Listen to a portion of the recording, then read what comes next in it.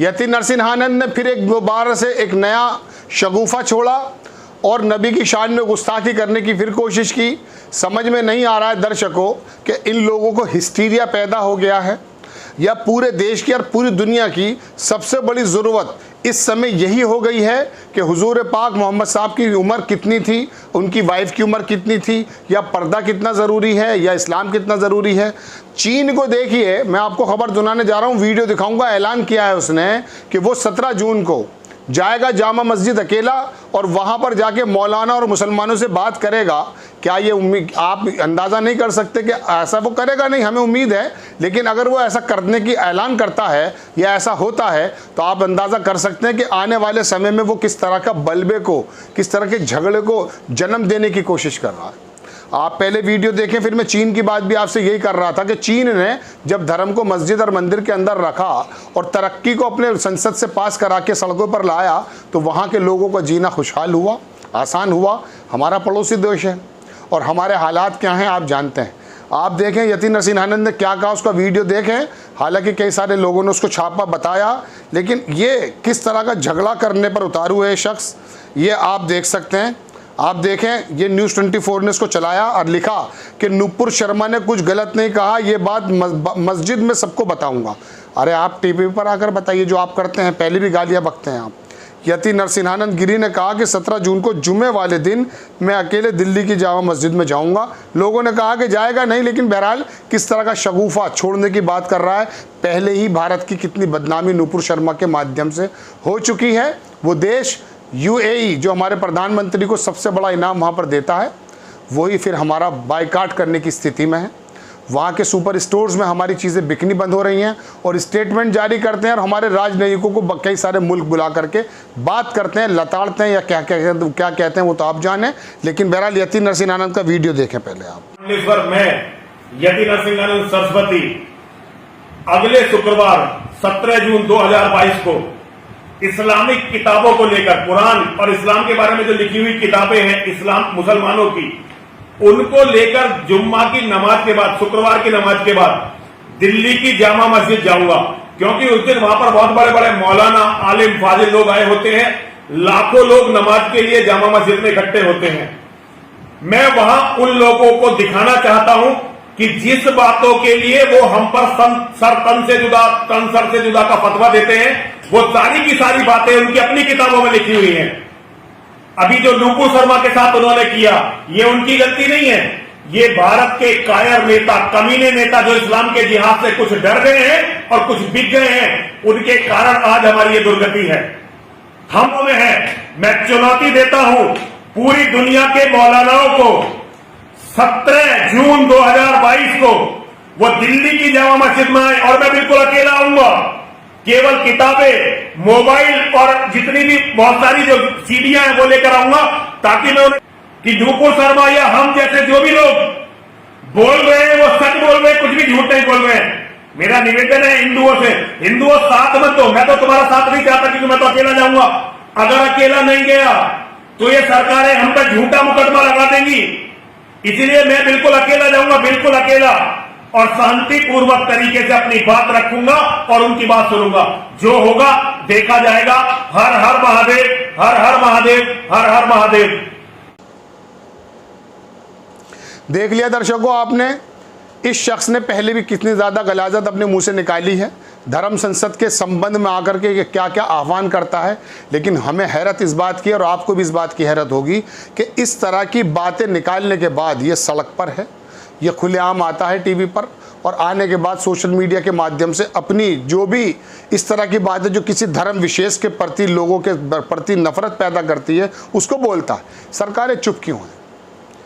चलिए, नुपुर शर्मा तो आपकी प्रवक्ता थी, आपने उसे पार्टी से निष्कासित कर दिया। ये बात अलग है कि उसके ऊपर संविधान के मुताबिक किस तरह की सजाएं बननी चाहिए, लेकिन क्या देश के अंदर जो सिर्फ आपकी पार्टी से जुड़ा है उसी पर आप कार्रवाई करेंगे? जो आपकी पार्टी से इनडायरेक्ट वे में जुड़ा है, जो भारतीय जनता पार्टी है, योगी आदित्यनाथ जी या नरेंद्र मोदी जी के से जुड़ा हुआ है, इनडायरेक्ट वे में तारीफें भी करता है, माफ़ी चाहूँगा, उसके खिलाफ कार्रवाई करने के लिए नहीं बोलता है क्या हमारा संविधान? दर्शकों, बात यह है कि इस तरह के लोग जब आकर ये ऐलान करेंगे कि जामा मस्जिद पर मैं जाऊंगा, तो आप खुद सहज अंदाज़ा कीजिए कि उसकी इंटेंशन क्या है। क्या अगर वो जाने की बात कहाँ पर कर रहा है? जामा मस्जिद जो बाहुल्य क्षेत्र है मुस्लिम्स का, जामा मस्जिद जो पूरे दिल्ली के एक एपिक सेंटर मान के चलिए, और जुमे के रोज़ वो जाएगा, तो उसकी इंटेंशन क्या है? उसकी इंटेंशन ये है कि किसी भी तरह से जो भाईचारा देश के अंदर बना हुआ है वो बिगड़ जाए। सरकारों का क्या काम होना चाहिए? दिल्ली सरकार की जो पुलिस है वो तो हमारे गृह मंत्रालय के अधीन है। अब होता यूँ है दर्शकों कि जब इनको कोई काम करना होता है तो बहुत जल्दी कर देते हैं, और जब इनको कोई काम नहीं करना होता तो कानून का आड़ा लेकर के, कानून की जो है क्रियाएं बता करके उसको डिले कर देते हैं।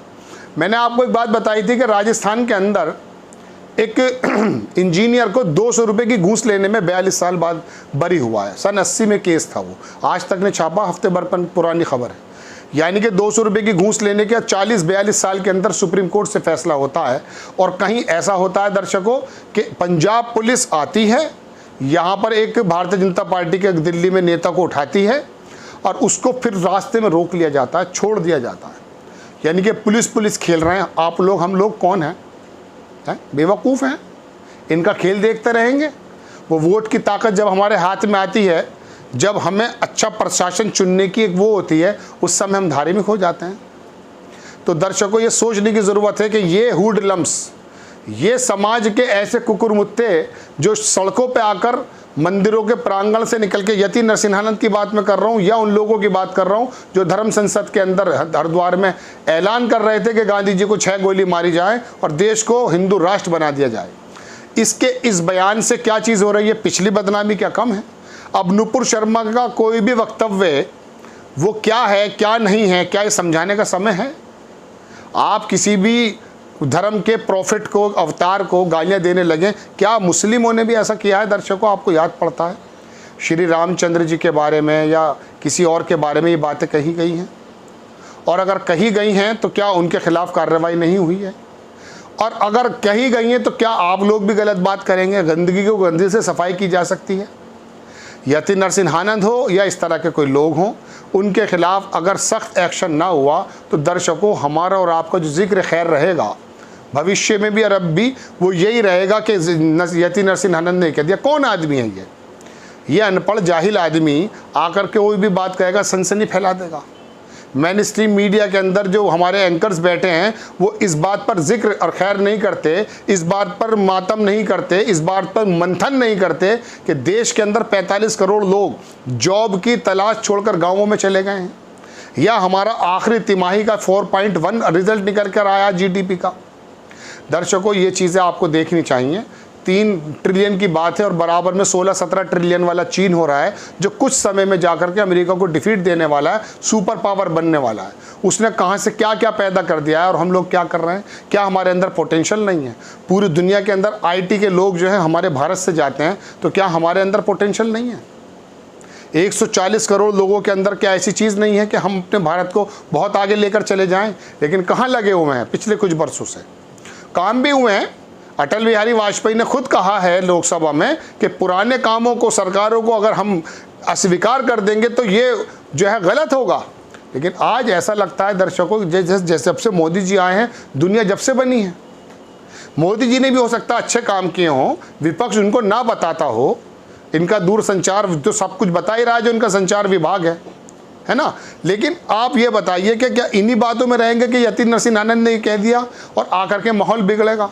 क्या ये जा सकता है वहाँ पर? अगर गया 0.1% मानकर चलिए, या सनसनी पैदा कर रहा है, ऐसे माहौल में जब हमारा पूरा खाड़ी देश, तमाम लोग हमारे खिलाफ हैं, एक नुपुर शर्मा जैसी प्रवक्ता ने हमारे देश को माफ़ी मांगने पर या जो है पब्लिकली इस तरह से जो है किसी भी तरीके से लेट डाउन करने की कोशिश की है। दर्शकों, बड़ी खबर ये कि इस तरह के लोगों को रोकना चाहिए।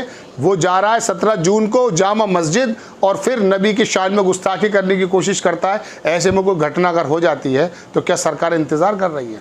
आपको खबर कैसी लगी? अपनी राय कमेंट्स बॉक्स में ज़रूर दीजिए। चैनल को सब्सक्राइब कीजिए, शेयर कीजिए। नेक्स्ट टाइम मैं किसी खबर के साथ आता हूँ। जय हिंद।